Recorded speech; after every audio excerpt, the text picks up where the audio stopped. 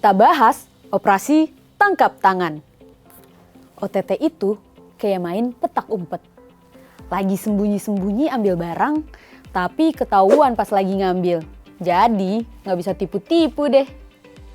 Tapi kami dari KPK sendiri mensikapi atau menyebut sebenarnya adalah dengan sebutan tindakan penyelidikan.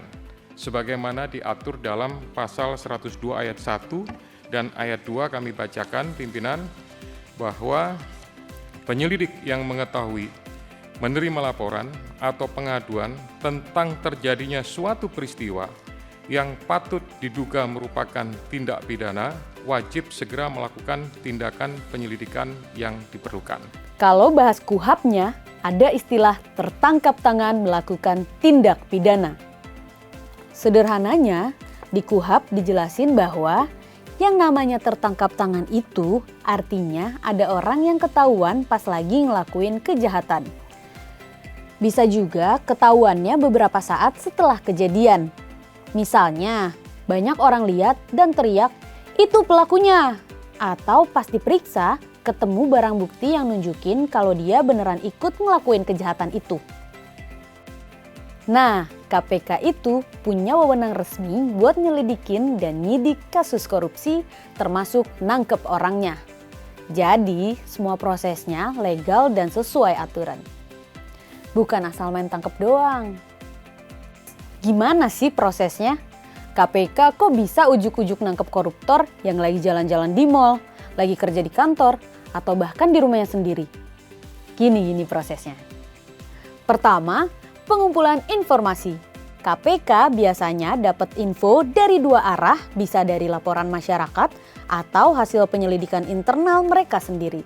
Isunya macam-macam, mulai dari suap, gratifikasi, sampai pemerasan yang dilakukan pejabat negara. Kedua, pemantauan. KPK juga melakukan surveillance atau pemantauan secara diam-diam. Seperti mantau alat komunikasi lewat penyadapan sampai memeriksa aliran dana yang mencurigakan. Ketiga, perencanaan operasi. Berdasarkan pemantauan itu, KPK nyusun rencana operasi termasuk milih waktu sama tempat yang pas buat nangkep. Tim KPK bareng petugas keamanan juga wajib banget jaga kerahasiaan dan keamanan waktu kegiatan berjalan. Keempat, pelaksanaan penangkapan. Begitu terjadi penyerahan uang atau barang, KPK langsung gerak cepat ke lokasi, bisa di hotel, restoran, kantor, bahkan di jalanan. KPK akan langsung nangkap dan ambil barang buktinya. Kelima, konferensi pers. Setelah dilakukan pemeriksaan maksimal 24 jam, KPK harus mengumumkan status tersangkanya. Di situ akan diceritain kronologi penangkapannya, siapa tersangkanya, sama nunjukin barang bukti yang disita. Terakhir, proses hukum. Abis itu, kasus langsung masuk ke tahap penyidikan lalu ke penuntutan. KPK harus melengkapi berkas, periksa para saksi, dan nyiapin dakwaan biar tersangka bisa cepat dibawa ke pengadilan. Wow, panjang banget kan prosesnya? Tidak semudah menangkap tikus di dapur. Kawan aksi, masih ingat nggak? Beberapa kasus tangkap tangan banyak yang mengguncang perhatian publik. Misalnya saja, Desember 2020, KPK tangkap tangan pelaku korupsi proyek pengadaan bansos sembako COVID-19. Pas penangkapan, KPK nemuin koper-koper isi duit banyak banget. Totalnya sekitar 14,5 miliar rupiah.